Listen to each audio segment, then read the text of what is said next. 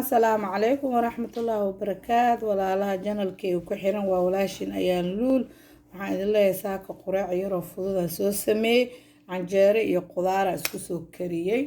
insha Allah ila socda anoo karinayna hada u baahan waa idin soo gelinaa insha Allah laakiin hada anoo soo diyaariyay la idin soo geliyay canjeeradaas burka organic oo koska lagu gado iyo caananiido isku qasay iyo wax yar oo leewitay horena waa ka dubay إن شاء الله وعدين سوق لنا إذا هدا وبهانتهين إن شاء الله إلى وعافيمات أكو عنا النسي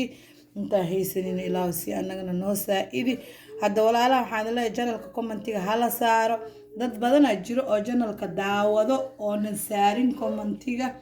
hadee waxaan leeyahay janalka commentiga maarta like hala saaro commentigana hala soo qoro yaa la baqaylin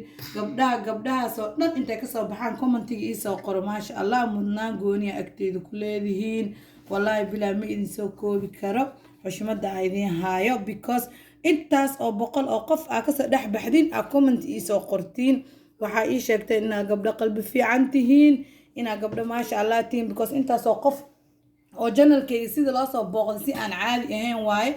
idinka inta ka soo dhex baxdaan aa comment dhiirigelin ii soo qortiin ma sha Allah commentiyada aad idinkaga mahad celinaa gabdhaha soo qoro dadka kale ilama mid ma tihiin ma sha Allah marka waxaan leeyahay walaalayaasha soo qoro commentiga insha Allah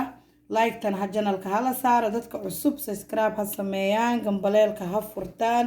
insha Allah janalka yaa la dhaafin because intaas oo qof intay daawato ina commentiga ma aragtay aan laga leexdo oo like ta la saarin waxoogaa waa laga fiican yahay xaasidnimadaas ma fiicno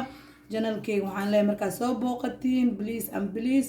commentiga hala sameeyo hala like gareeyo hala share gareeyo insha Allah waxaan isku ognahay asxaabta intaas waxaan idin leeyahay assalaamu calaykum waraxmatullaahi wabarakaatuh